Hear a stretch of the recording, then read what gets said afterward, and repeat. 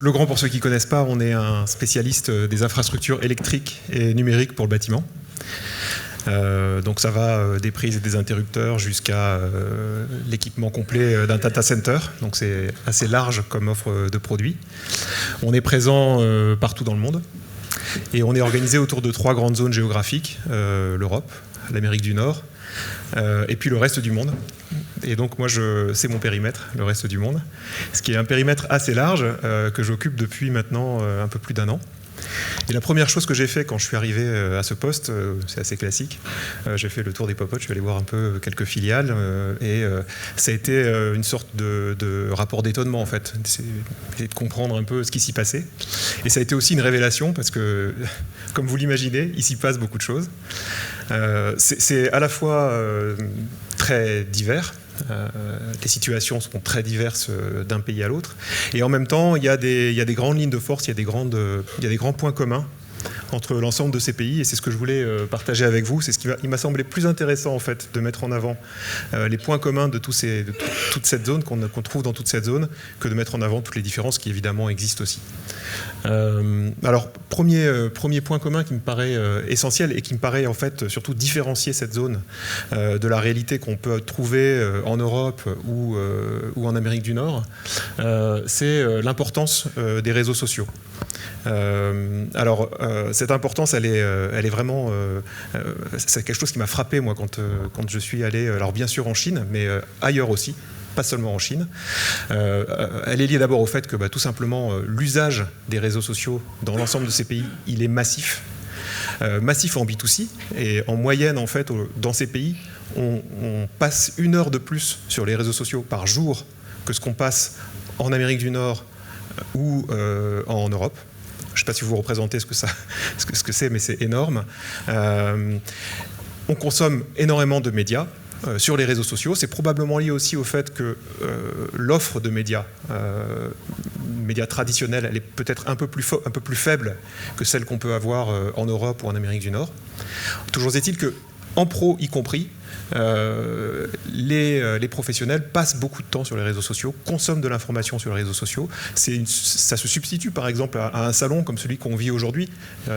C'est compliqué quand on est un installateur africain de trouver un salon qui va nous intéresser, organisé en Afrique, à proximité de chez soi, et d'y participer. Cette information dont on a besoin pour exercer de manière correcte son travail, on la trouve beaucoup sur les réseaux sociaux, sur le web bien sûr, mais beaucoup aussi sur les réseaux sociaux. Et ça, c'est quelque chose qui m'a vraiment frappé. Et la conséquence de ça, c'est que c'est vraiment devenu un carrefour d'audience important et un espace où on doit s'engager avec nos clients. J'en veux pour preuve par exemple qu'aujourd'hui en Chine, 50% des consultations de notre e-catalogue se font sur WeChat. Et ça, c'est quelque chose qui a été pour moi une découverte. Chez nous, les consultations du e-catalogue en Europe, c'est quand même très massivement sur le web, de manière assez classique. D'abord parce que les fonctionnalités qui sont pourtant offertes sur Facebook de déployer un catalogue sont globalement sont pas déployées aujourd'hui par nous en France, mais aussi parce que tout simplement, c'est pas un réflexe chez les clients d'aller chercher de l'information produit sur un site web, sur un réseau social. Dans toute cette zone, en tout cas dans toute la partie, en Asie, en Afrique, c'est assez naturel, moi ça ne me viendrait pas à l'esprit, mais c'est assez naturel d'aller faire une recherche produit sur le moteur de recherche de Facebook, d'aller faire une recherche produit sur le moteur de recherche de WeChat. Et l'autre conséquence de ça, c'est que comme ces grands réseaux sociaux ont réussi à embarquer en fait, les clients de manière plus forte dans un parcours à la fois de recherche produit, mais plus loin encore, jusqu'au paiement, on est vraiment sur un web 2.0 tel qu'on le décrit dans les livres, c'est-à-dire un parcours qui peut intégralement se dérouler sur les réseaux sociaux, de la découverte jusqu'à l'achat. Et ça c'est un point aussi qui m'a semblé, qui moi m'a frappé. Alors c'est pas toujours les mêmes, hein. Les réseaux sociaux évidemment diffèrent d'un pays à l'autre, les leaders sont pas les mêmes. On trouve beaucoup l'écosystème Facebook bien sûr dans pas mal de pays, en Afrique, en Asie du Sud-Est, mais on trouve des réseaux sociaux aussi plus spécifiques, plus locaux, en Corée, en Chine, au Vietnam, etc. Donc ça c'est un premier point qui m'a frappé. Le deuxième point qui m'a frappé quand je suis arrivé sur cette zone, c'est l'importance évidemment du mobile. Ça vous surprendra pas, mais on parle ici aussi maintenant en Europe comme aux États-Unis de mobile first. Je pense que dans beaucoup de pays de la zone que je couvre, c'est plus seulement du mobile first, c'est vraiment du mobile only. C'est notamment le cas en Afrique, c'est le cas dans beaucoup de pays d'Asie du Sud-Est. Et ça doit nous conduire à repenser les outils qu'on déploie pour pouvoir communiquer avec nos clients. Penser mobile only, c'est vraiment un changement important. Quand on est une société européenne, quand on est une société française, et qu'on a pour habitude de s'appuyer sur des développements groupes pour mutualiser les ressources. Il faut repenser la manière dont on interagit avec les clients sur, bien sûr, des applications mobiles, mais pas seulement, sur des mobile wallets, via des notifications sur les réseaux sociaux. Peu importe la manière dont on interagit au niveau mobile, c'est devenu un vrai sujet, je pense. En tout cas, c'est un sujet majeur pour nous, pour interagir avec nos pros. Et le troisième point qui m'a frappé, c'est l'importance des marketplaces dans cette zone. Je pense que en Europe, comme aux États-Unis, les grands distributeurs, la distribution globalement est plus mature, elle est plus concentrée. Et les grands distributeurs, pour nous, des Sonepar, des Rexel, des Grainger aux US, ont vraiment largement, ont beaucoup investi dans le digital, sont vraiment dans une phase de transformation majeure et transforment leur business, le digitalisent. Dans la plupart des pays émergents, ou dans les pays dont je parle, là, Asie, Moyen-Orient, Afrique, Amérique latine, les réseaux de distribution avec lesquels on travaille sont beaucoup plus constitués de petites boîtes familiales, de petits retail, des sociétés qui souvent en fait qui travaillent en plus avec des marges souvent très faibles et qui n'ont souvent pas les moyens en fait d'investir, qui n'ont pas investi dans cette transformation digitale.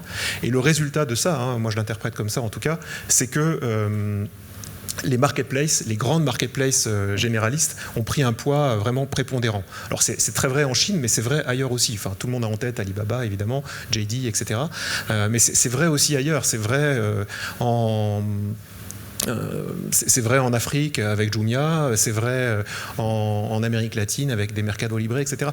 Il y a des acteurs des grandes marketplaces qui sont devenus très importante dans tous ces marchés et qui en fait domine aujourd'hui le paysage e-commerce, avec d'ailleurs souvent une multitude d'acteurs. Ici j'illustre ça par le paysage e-commerce du marché de l'Indonésie, où j'étais la semaine dernière, et où on voit une multitude en fait de marketplaces spécialisés B2B, des grandes marketplaces B2C, des réseaux sociaux qui deviennent des marketplaces. Il faut avoir à l'esprit que Facebook aujourd'hui c'est la deuxième marketplace en Afrique par exemple, juste après Jumia. Donc et d'ailleurs je ne l'ai pas évoqué, mais les réseaux sociaux deviennent de plus en plus également des espaces marchands. Et il y a une fusion qu'on trouve de plus en plus dans tous ces marchés, notamment la Chine. Vous avez peut-être entendu parler de Red, qu'on appelle The Little Red Book, ou Xiangshao, je ne sais plus comment ça s'appelle. Bref, en tout cas, une marketplace qui a commencé comme un comparateur avec des vidéos qui étaient publiées, qui est devenu un réseau social pour parler des offres produits, et qui aujourd'hui est devenu une marketplace de vente en ligne de produits, notamment dans notre domaine. Et ce social commerce est devenu vraiment quelque chose de très important. Donc on le voit, des spécificités qui sont communes à toute cette zone, qui pour moi sont aussi, avec ma vision au départ de marketeur France, sont aussi des signes annonciateurs de mouvements qui pourraient aussi se dérouler, je pense, ici en France, et qui sont très intéressants à suivre. Et évidemment, ça pousse à s'interroger, à essayer de réfléchir à la manière dont on peut se positionner sur ces nouveaux marchés. Ça pousse aussi à repenser plus globalement, pas seulement pour le marché asiatique, pas seulement pour le marché africain, notre stratégie digitale. Alors ceci étant dit, et de ce point de vue, je rejoins certaines des interventions qui ont eu lieu ce matin et avec lesquelles j'étais très en phase. Le plus important, ça reste de mettre le client au centre de notre réflexion. Et finalement, tout ça, ce sont des spécificités effectivement régionales, mais ce sont jamais que des outils. Ce qui compte au bout du compte, c'est d'être là où nos clients sont. Et je voulais en fait illustrer ça par une démarche qu'a eue une de nos filiales en Inde qui s'appelle Indo-Asian. Qui est une société donc présente sur le marché du retail. Le marché indien, comme le marché chinois, c'est moins connu. Il y a aussi des acteurs, des marketplaces, des gens comme MediaMart qui sont devenus très importants. Du web social, je ne sais pas si vous avez entendu parler du rachat récent de Meesho par Facebook. Meesho, c'est une plateforme marketplace sociale qui a su en quelques années mobiliser, fédérer des centaines de milliers de petits vendeurs en Inde. Donc c'est des marchés qui bougent vraiment très vite et à tel point que nos partenaires traditionnels se trouvent un peu déstabilisés par ça, un peu bousculés. Et on a trouvé que c'était intéressant et Indo-Asian a fait une initiative très intéressante en ce sens pour embarquer nos partenaires dans cette transformation et les aider en fait à les accompagner dans cette évolution.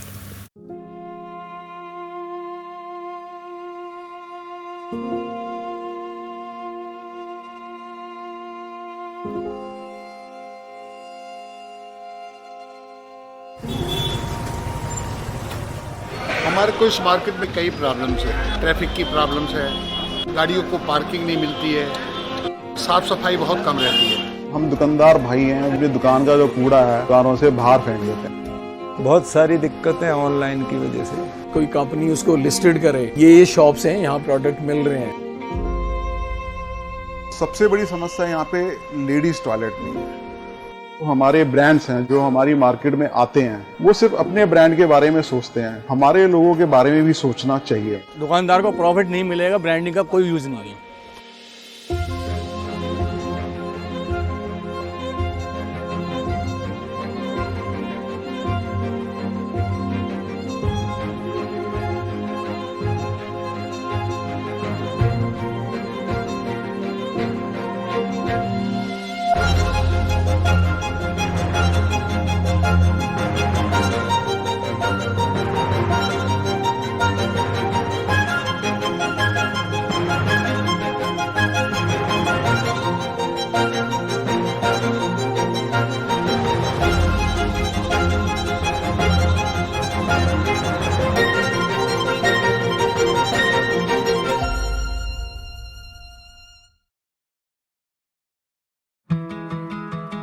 बहुत अच्छा लग रहा है। सारी मार्केट ऐसी होनी चाहिए, neat and clean, parking में आसानी है, बहुत सफाई है यहाँ पर, आदमी घूम रहे, साफ करने वाले हरदम।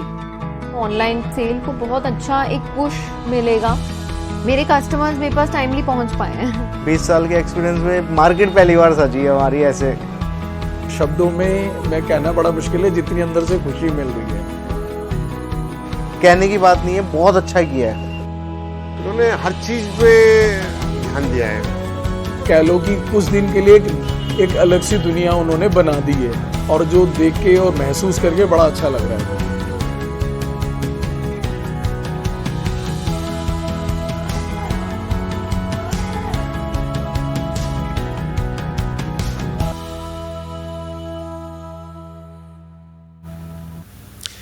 Donc ça s'est passé sur le marché de Kotla, qui est le plus gros marché électrique indien en fait, à Delhi. Et l'enjeu c'était de générer du trafic chez nos partenaires retailers, comme vous l'avez compris, avec de l'activation digitale, mais aussi avec un certain nombre d'actions qui sont offline. C'est sécuriser le marché, c'est donner accès à des toilettes, c'est améliorer les conditions dans lesquelles le trafic se déroule sur ce marché.